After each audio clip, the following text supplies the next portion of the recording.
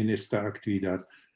Damos inicio a esta primera videoconferencia de una serie de videoconferencias en el primer semestre de este año, organizada esta serie por el Grupo Chile de la Universidad de Chile y el Grupo Costa Rica del proyecto Connect Caribbean.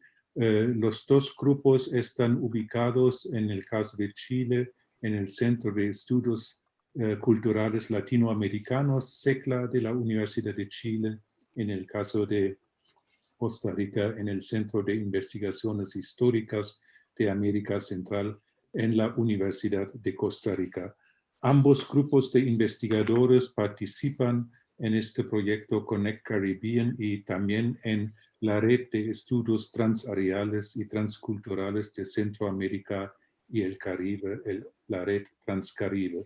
Me alegra mucho que hoy comenzamos con una conferencia del colega Tomás Rote de la Universidad de Chile.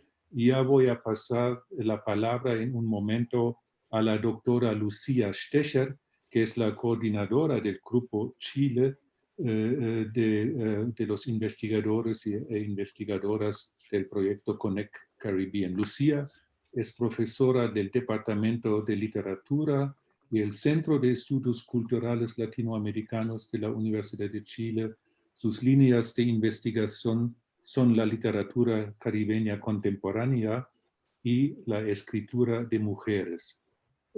Entre sus publicaciones se encuentra el libro Narrativa Migrantes del Caribe, Michelle Cliff, Jamaica Kincaid y Edwidge Danticat, publicado en el año 2016.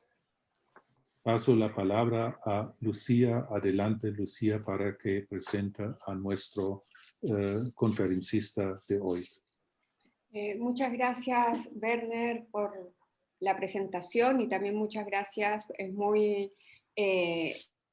bueno poder hacer esta colaboración entre Costa Rica y Chile en el marco del proyecto Connect Caribbean.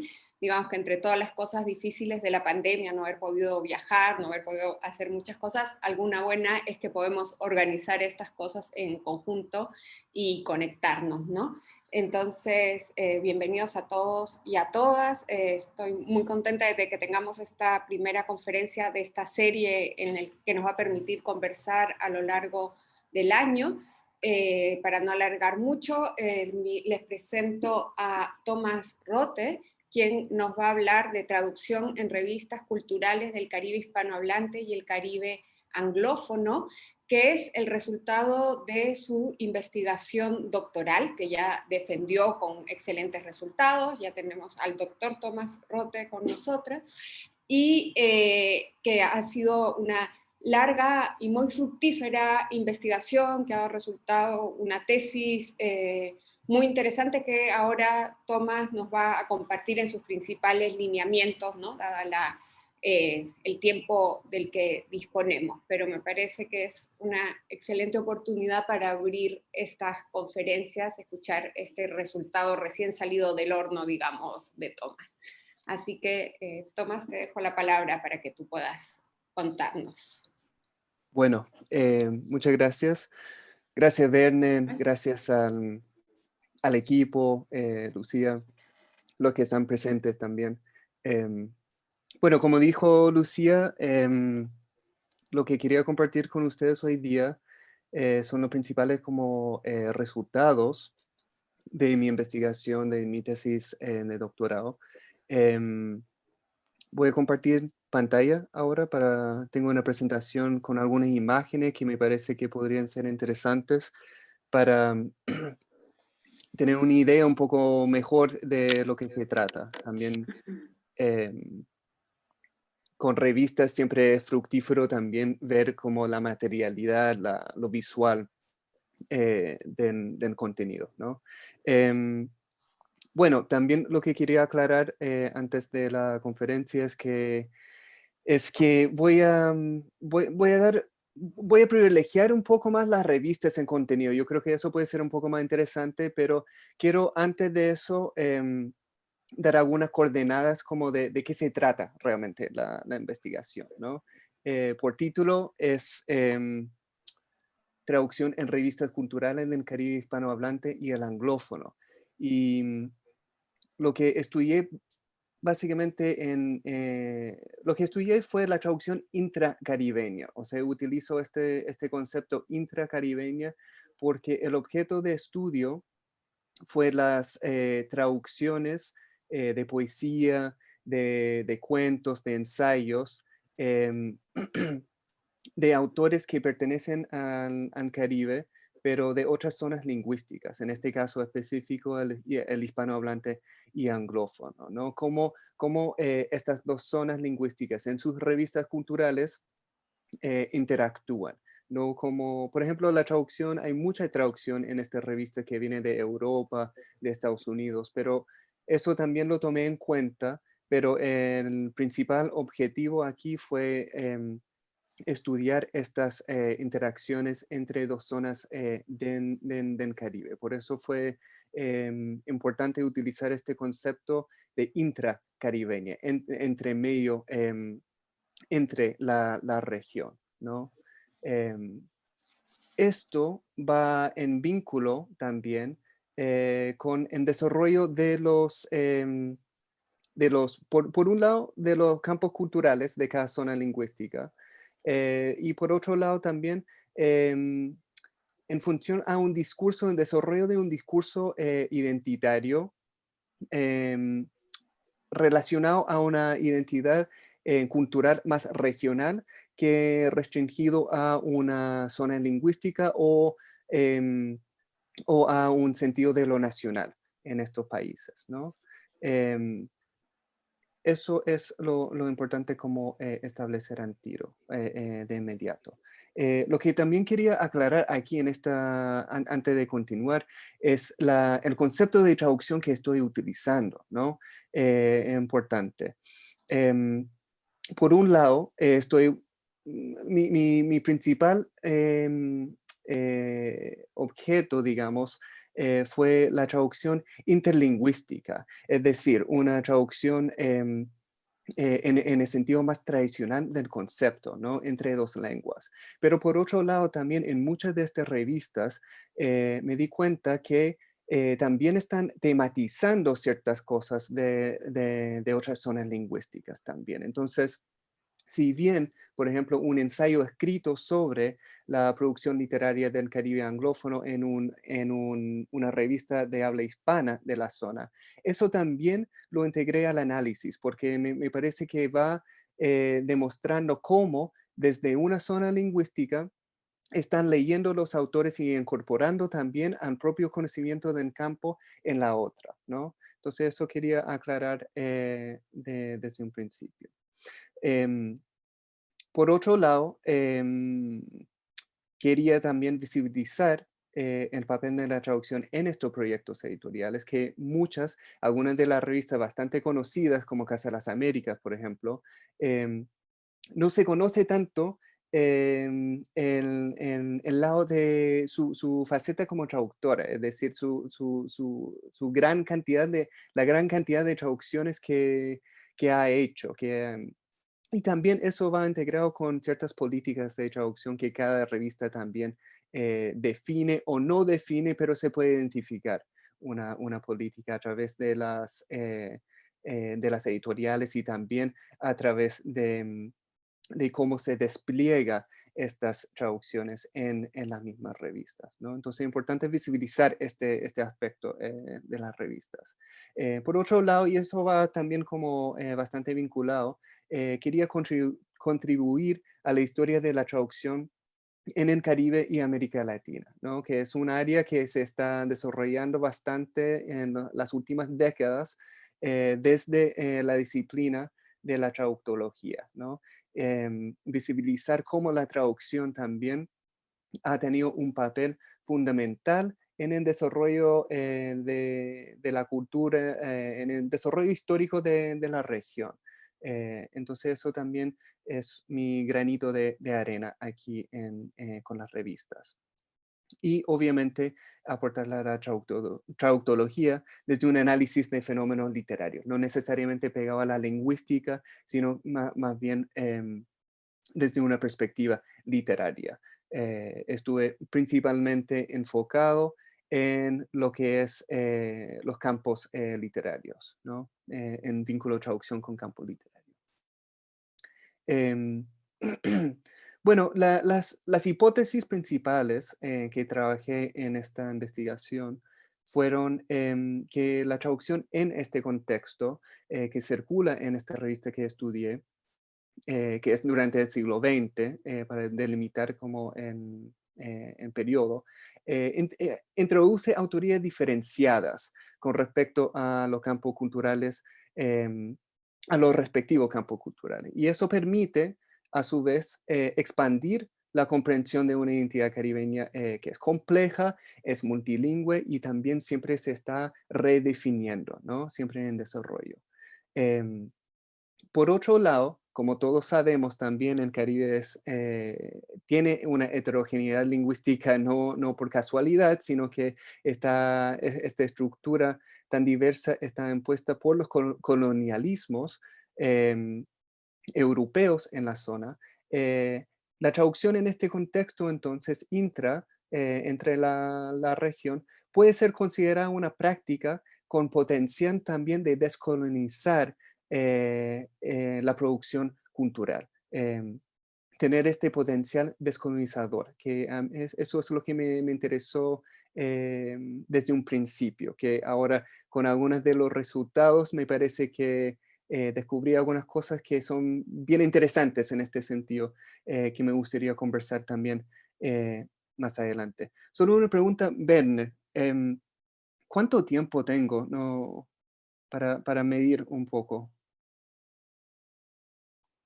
y no extenderme tanto? Lucía está coordinando y moderando. No hemos visto, yo creo que unos 20 minutos, media hora es un Unos tiempo 20, ya. razonable para que podamos conversar después. Sí, sí, perfecto. Sí, que no quiero que se extienda tanto. Em, bueno, solo brevemente voy a explicar que el marco teórico con que trabajé es a partir de un conjunto muy interdisciplinario. Estoy usando términos como campo cultural, por ejemplo, em, de la sociología o sociología de la literatura, ¿no? De la traductología en sí es una disciplina muy interdisciplinaria, ¿no? Entonces, en ese sentido, tenemos conceptos como manipulación, escritura interlingüística también, espacios de inteligibilidad, y también tenemos estos perspectivas que son más contemporáneos en los estudios de traducción, que son los estudios descriptivos, que que desarrolla una perspectiva que va más allá de lo prescriptivo. Y lo prescriptivo lo que quiere decir es una manera bastante tradicional de ver o estudiar la traducción, de tener un resultado, o sea, de tener una idea más o menos predeterminada de cómo debería ser una traducción. Es una idea vinculada también a la equivalencia, que está bastante descartada en los estudios de traducción. Em, y bueno, los descriptivos también, es importante señalar que los estudios descriptivos se enfocan muchas veces en el campo receptor. Eso es su gran enfoque por lo general, cómo la traducción influye en el campo receptor de esas mismas traducciones. Ahora, hay una teórica, bueno, una académica, Patricia Wilson, argentina, que toma mucho de estas ideas de lo descriptivo y en polisistema que desarrolla Eben Zohar y Gideon Turi, pero ella lo vuelve a meter la necesidad de un análisis de cotejo. Eso quiere decir la comparación entre traducción y original. Y a mí me pareció muy útil utilizar eso también, porque a través del cotejo se puede dar cuenta de ciertos cambios o manipulaciones en la misma traducción, que da cuenta también de una discursividad, tanto de parte del traductor o traductora o de los editores, ¿no? Entonces eso para mí también fue fundamental aplicar en esta investigación. Bueno, el análisis entonces va básicamente por la línea de la interacción entre estos textos traducidos y el campo cultura-receptor, y también las mismas estrategias de traducción. Lo que acabo de señalar sobre la manipulación y la discursividad que puede revelar. Comparto esto de los capítulos netamente con el fin de darles una idea un poco de las revistas en corpus que trabajé. Tengo aquí una revista que se llama The West Indian Review, que es una revista bastante poco trabajada de Jamaica, básicamente por temas ideológicos, porque es una revista bastante colonialista, ¿no? Una editora que es británica, que vivió muchos años en Jamaica, pero y que tiene una idea de pancaribeñismo que es impresionante, pero es un pancaribeñismo que va en la línea de extender en dominio británico en la zona, ¿no? Es como un colonialismo de conocimiento, de apropiarse también de las culturas que están en esta zona, bueno, tanto en Caribe como el resto de América Latina, porque su visión de West Indies es América Latina también, se extiende hacia el continente. Bueno, es una cosa bastante fascinante, entonces por eso también fue uno de los pilares de la tesis, porque hay una cantidad de traducciones aquí que, que es inédita en este periodo de la primera mitad del siglo XX, ¿no? Esta revista también, solamente para señalar, es una revista que duró muchísimos años, hasta en 75, pero tiene distintos periodos, ¿no? Entonces yo solamente tomé la primera etapa, que es hasta del 34 hasta en 40, em, porque es el periodo donde más circulan las traducciones, principalmente literarias también. Después también toma un carácter un poco más hacia lo turístico y otros temas que al menos en la tesis no fue tanto como de interés o posible abordar en ese momento. Por otro lado, en Puerto Rico, están estas dos revistas que se llaman Asomante y Sin Nombre, que en el mundo hispano al menos son muy conocidos, ¿no? Dirigida por Nilita Vientos Gastón. Y bueno, yo los tomo como de un mismo proyecto editorial, que es de la directora Vientos Gastón, aunque sean revistas separadas, ¿no? Y en esas revistas hay pocas traducciones, pero bueno, cuando le muestro un poco las imágenes lo voy a explicar un poquito más. Em, por otro lado, en capítulo 5, toma Casa de las Américas, y esta es obviamente la revista más conocida, ¿no? Pero pese a la cantidad de estudios que existen sobre Casa, hay muy poco realmente sobre las traducciones que ha publicado. Y Casa es un caso em, impresionante con la cantidad de traducciones que publican. Realmente, más allá, yo llegué a Casa principalmente por el premio Casa y la traducción que hacía la institución, pero empiezo también a revisar la revista, donde, bueno, está obviamente muy en función con el premio, pero la cantidad de traducciones que hace circular es bastante impresionante para la segunda mitad del siglo XX, ¿no? Por eso estas dos revistas terminan siendo básicamente los pilares de la investigación. Para darles una idea más o menos en este periodo que yo estudio la revista, son alrededor de 400 textos traducidos. Eso no es solamente intracaribeño, o sea, estamos hablando también de textos de estadounidenses, de europeos, brasileños, incluso también algunos africanos. em, y, y ese número 400 tampoco da cuenta de toda la traducción que hace, porque muchas veces hay mensajes de saludos, por ejemplo, cartas, cosas así, que son traducidos también, o ponencias a partir de congresos que son traducidos y no señalan en traductor, o autores que uno sabe que no conoce, no habla español, y que son textos traducidos al español. Entonces el número, que ya es bastante grande, 400, bastante alto, no da cuenta de este proyecto, o sea, o de este aspecto del proyecto editorial de Casa, realmente. Solo da una idea, ¿no? Y por último, estudié esta revista que se llama Sabacú, que también se publicó en Jamaica de la mano de Kamau Brathwaite, poeta e historiador, y también de Kenneth Ramchand, trinitario, que era la revista oficial del movimiento del CAM, que era el movimiento de artistas caribeños muy importante en el desarrollo del campo literario y cultural realmente anglo-caribeño.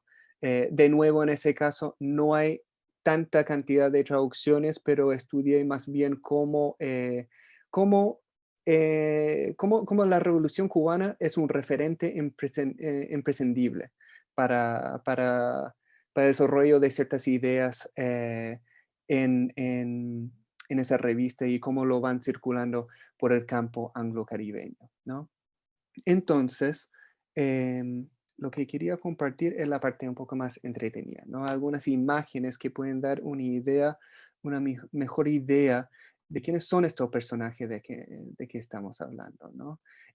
Bueno, primero aquí tenemos una de las portadas de la primera etapa que estudié, que van cambiando también, pero esto es más o menos constante, ¿no? Aquí, bueno, una cosa importante también señalar aquí, si se fijan, hay bastante publicidad en esta revista. O sea, ya de partida de ser una editora blanca, con capital simbólico en la Jamaica de la primera mitad del siglo XX, ¿no? También tenía capital material y tenía muchos contactos dentro del campo literario y también periodístico de Jamaica de esta época, y tenía mucho financiamiento. Entonces, en esta revista vemos muchas publicidades. La calidad en el papel también es muy buena.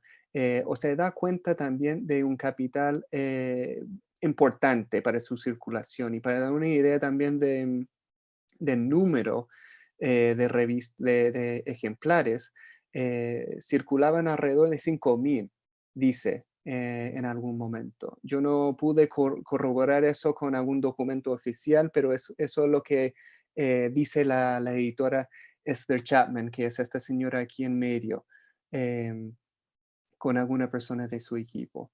Em, Esta revista también es importante señalar que salía cada mes, o sea, es una revista que salía 12 veces al año. Entonces, por eso en el periodo de 34 hasta 40 es de verdad muchísimo material que pone en circulación en términos de los traductores, de los autores, em, principalmente de América Latina y en Caribe hispanohablante, que pone en circulación. Pero también aquí hay muchos autores haitianos, muchos autores de Martinica, por ejemplo, que también publican. Em, a ver. Esto quería demostrarles que es el proyecto de traducción que lleva a cabo esta revista también es básicamente gracias a Edna Worthley Underwood, que es una traductora, una autora estadounidense que bastante vinculada como a lo que es como el primitivismo, por ejemplo. Tiene una, una cosa muy, como un interés muy interesante, un interés como una fijación, digamos, en todo lo que es la cultura no anglosajón. Entonces, en ese sentido, también tenía en la época muchos vínculos con el Renacimiento de Harlem, pero más bien como en la figura como de patrocinadora blanca, ¿no?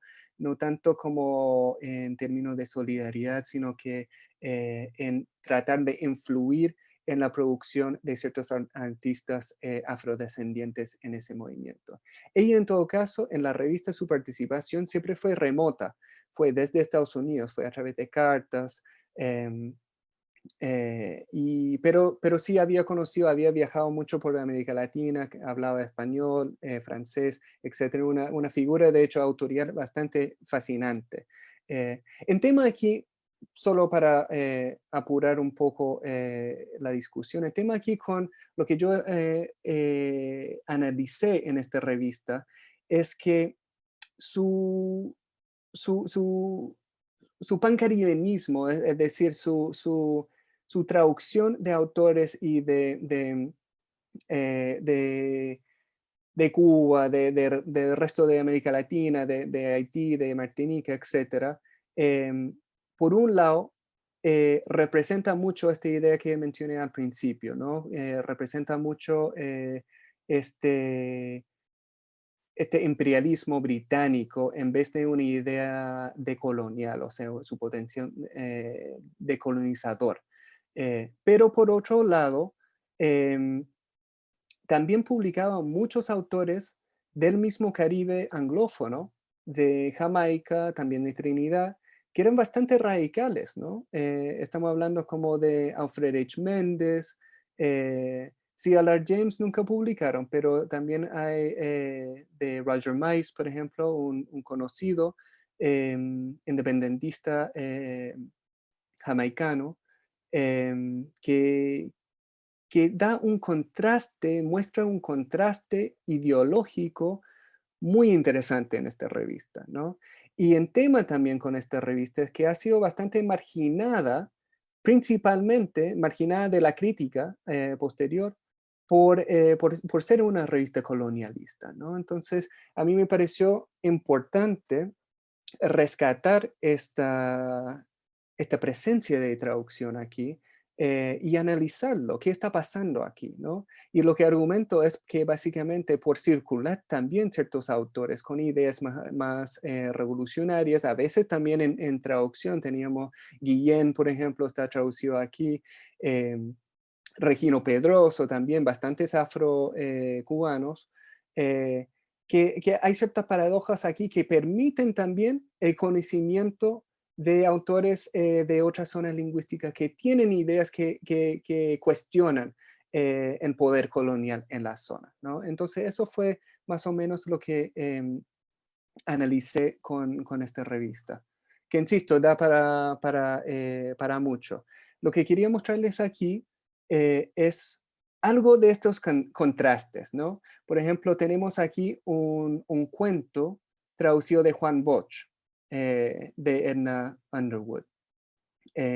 Pero unos años antes, tenemos en la sección de imágenes, las personalidades, una imagen y dedicación básicamente a Rafael Trujillo, ¿no?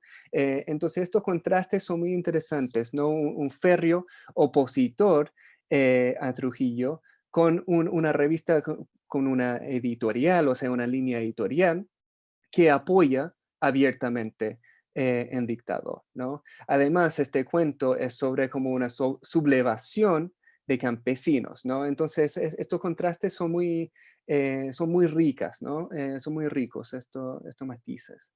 Y aquí solamente quería mostrarles algo del formato de esta sección de Edna Underwood, que se llamaba West Indian Literature. En todos los números tenía esta sección donde básicamente presentaba un tema o autores, hablaba de ellos y también traducía algunos poemas o cuentos, dependiendo como del caso. Es principalmente poesía, pero también hacia el final de su participación en la revista es más narrativa, ¿no? Em, bueno, voy a continuar para alcanzar en tiempo. Aquí en Asomante sin nombre, quería mostrarles un poco, tener una idea. Asomante tiene una estética bastante más sobria, es una revista vinculada a la Asociación de Graduadas de Puerto Rico, de la Universidad de Puerto Rico, pero que toma la dirección Nilita Vientos, que fue abogada, intelectual, también traductora. De hecho, ella fue una de las traductoras más presentes también en la revista, tanto Asomante como Sin Nombre. Aquí, cuando hablo de instantáneas, aquí yo no hay una presencia tan fuerte, al menos en Caribe anglófono, ¿no? Partía un poco desde el hecho de que Puerto Rico, por ser dominado políticamente por Estados Unidos y en problemas con la lengua, que eso también podría generar más acercamientos con el Caribe anglófono, ¿no? Porque teniendo una población un poco más familiarizada con esta lengua, ¿no? Pero lamentablemente, bueno, lo que pasa a veces en la investigación, ¿no? Que no encontré tantas cosas. Pero lo interesante, lo que sí encontré aquí, es que el acercamiento con el Caribe anglófono fue mediado por un hispanista que estaba ubicado en Jamaica, que se llama G.L. Coulthard. Coulthard fue un hispanista, traductor también, que apareció también en otras de las revistas en esta investigación, que me pareció un personaje interesante en ese sentido. Bueno, lo que yo veo aquí es que ser un hispanista, mediando también la producción literaria anglo-caribeña, revela realmente la importancia de la lengua en estas conexiones también. Me pareció sumamente relevante en ese sentido, que más allá de establecer contacto con intelectuales anglo-caribeños, fue a través de este hispanista. Entonces la lengua ahí sí es un factor que prima, digamos. Por otro lado, lo que estudié en esta revista, que puede ser un poco tedioso, ¿no? Pero una sección que me pareció muy interesante, que es este de aquí abajo, que es en Guía del Lector, donde en cada número, que esto es de 4 veces al año, estas revistas ambas, em, ponen básicamente una bibliografía, ¿no? De publicaciones del año en español, en inglés y en francés. Y muchas veces los libros en inglés aparecían autores, digamos, Roger Macy, C.L.R. James, ¿quién más? Bueno, hay bastante más que dan cuenta de ciertas lecturas al menos. Samuel Selvin también, por ejemplo, dan cuenta de ciertas lecturas que están haciendo o la directora o otra persona vinculada con la revista. Entonces me pareció que eso, eso demuestra ciertas huellas, ¿no? de las lecturas, que si bien no hay una crítica sobre ellas, puede ser un material de análisis interesante, ¿no? Y finalmente también es la directora Nilita Vientos, que está compilando estas guías. Ella termina firmándolos en los últimos años, al menos de Asomante. Después en Sin Nombre desaparecen, pero aquí también quería mostrarles solamente, esto es para dar cuenta de la condición en que se están publicando estas revistas, ¿no? Revistas importantísimas en el mundo hispanohablante, pero que en cada número, en la página legal, tenemos esta información legal en inglés, ¿no? Para dar cuenta de esta situación colonial de Puerto Rico, ¿no? Em, bueno, aquí tenemos Casa de las Américas, que ya mencioné un poco. Quería solamente también aclarar que elegí este periodo del 60 hasta el 89, porque en el 89 tenemos la caída de Berlín, comienzo también del periodo especial, o sea, ciertas dinámicas cambian, ¿no? Es también un año en que Fernández Retamar, que es el director más longevo de la revista, termina, o sea, toma un paso atrás y después vuelve en unos años más. Pero es un periodo que me pareció prudente para estudiar y no seguir, porque si no, esta revista de verdad en casa es desbordante. Aquí la presencia anglófona en la revista es muy fuerte en los años 70, empieza un poquito antes, en 68 me parece que es la primera vez que aparece un autor, C.L.R. James, con un ensayo, que es de hecho una de las fotos aquí, C.L.R. James en su cumpleaños, que celebraron en Casa de las Américas por un congreso en el 68, Congreso Cultural de La Habana, donde también está M.C. Ser y un montón de intelectuales que convocó en en ese congreso, que fue muy importante, ¿no? Para establecer contactos con intelectuales, escritores de la región, ¿no? Y en este impulso internacionalizador que tiene la revista y también la institución Casa de las Américas. Lo que estaba diciendo es que el periodo de los años 70 es más fuerte para la entrada de autores anglófonos, ¿no? Eso tiene algunas explicaciones, ¿no? En el sentido de que es un periodo que Cuba también está haciendo más, está sintiendo mucho más la marginación política del resto del continente. Ya no es parte de la OEA, ya desde los 60 es así. Pero también en el 71, si se acuerdan, en el caso Padilla, hay fracturas también con cierta lealtad intelectual latinoamericana. Ya no es el meca, digamos, de la intelectualidad latinoamericana. Hay muchas polémicas en ese sentido, ¿no? Entonces, en los años 70, en el 72 específicamente, Cuba establece relaciones diplomáticas con ciertos países del Caribe anglófono, con Jamaica, con Barbados, con Guyana, que también tenían gobiernos con primeros ministros socialistas, países también recién independizados en los años 60.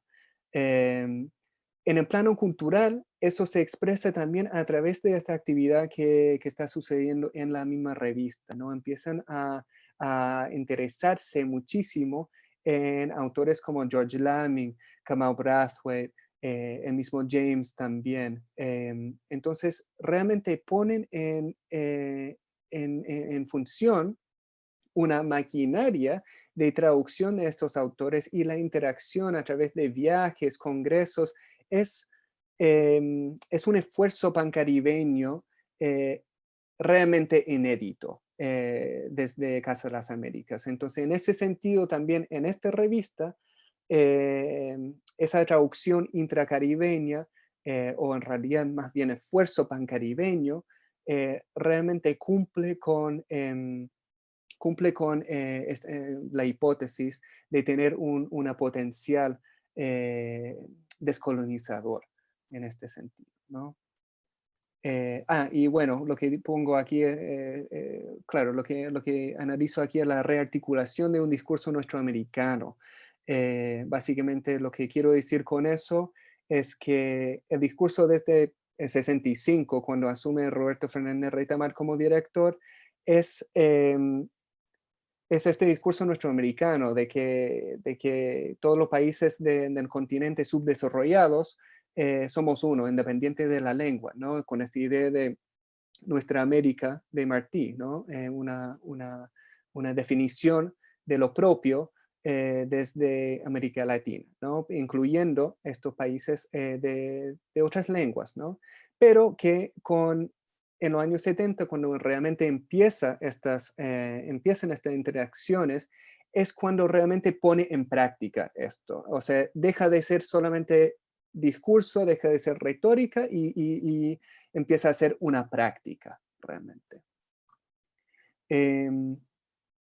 Andrew Solkey aquí es un poeta jamaicano que vivió en Inglaterra por mucho tiempo. Es los primeros poemas de un autor anglo-caribeño publicado en la revista Casa. Por eso me pareció que podría ser interesante para mostrar, compartir con ustedes. Y como se dan cuenta, estos poemas es muy interesante desde Chile, al menos, escribiendo, ¿no? Porque estos poemas son con motivos de Chile, con solidaridad con el pueblo chileno durante la dictadura, ¿no? Y tenemos por acá, aquí, por ejemplo, a la memoria de José Toá, que colaboró con Salvador Allende, eh, y bueno, a sus hijos, etcétera. Carolina, por ejemplo, que es una política acá de la concertación, bueno, en fin. em, Eso me pareció bastante interesante, esa conexión, y que también encajan bastante bien con esta idea de un discurso nuestroamericano, un jamaicano escribiendo poemas de solidaridad para en caso de la dictadura chilena, ¿no? Esto aquí también dice traducido por AZ.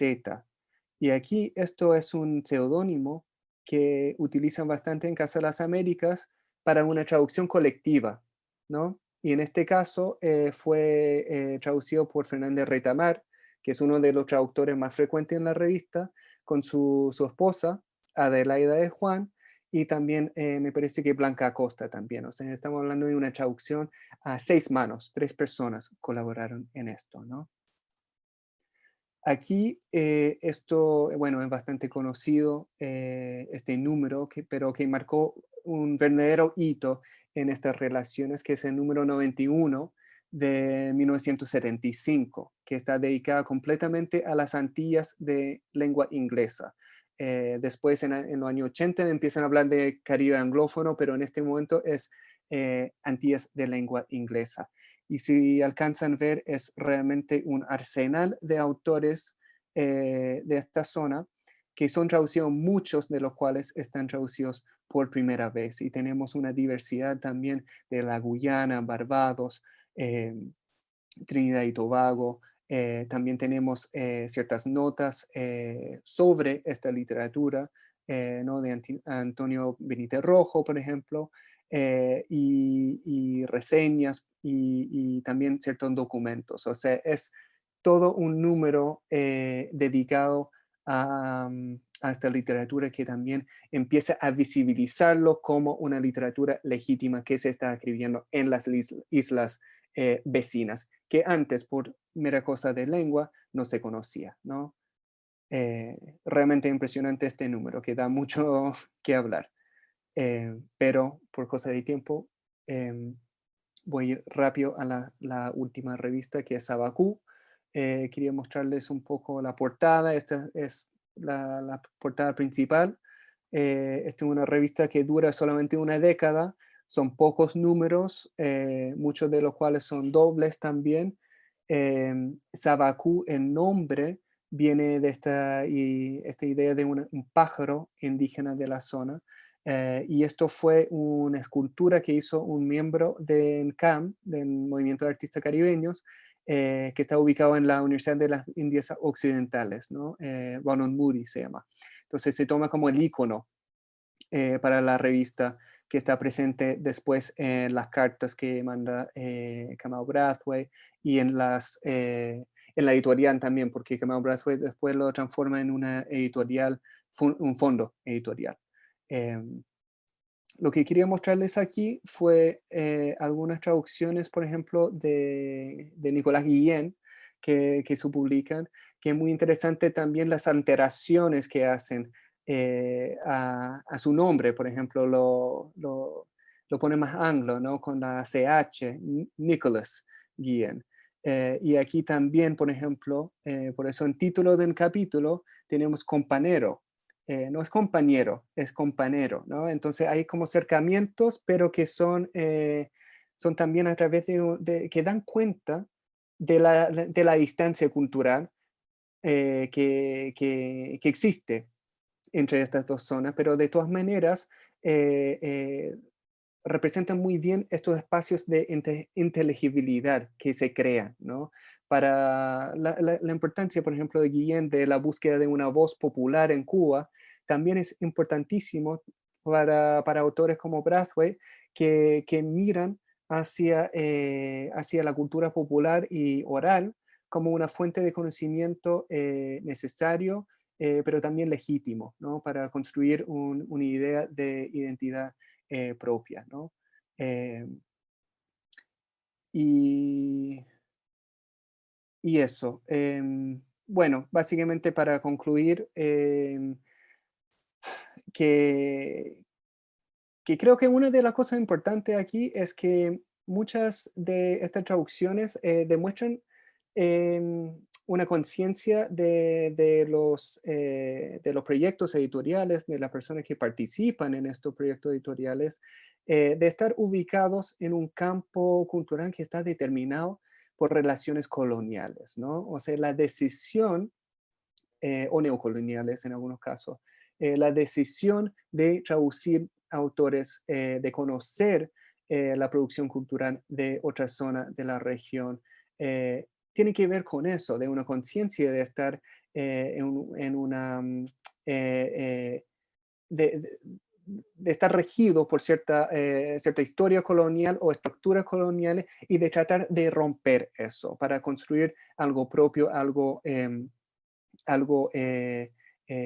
resistencia a eso, digamos. Eh, pero por otro lado, como en primer caso que estudié de la primera mitad del siglo XX, nos damos cuenta que no todo el concepto de pancaribenismo es siempre vinculado a estos proyectos anticoloniales, ¿no? Y a mí me parece fascinante eso, en el sentido de que es mucho más complejo hablar de pancaribenismo, ¿no? Siempre podemos pensarlo en términos como de lo que intenta hacer Casa de las Américas, que obviamente tiene una fuerte connotación ideológica vinculado a estos proyectos anticoloniales, pero que también está por el otro lado, ¿no? Entonces hay muchas complejidades en estos discursos que se requiere aún más análisis, ¿no? Para comprenderlo.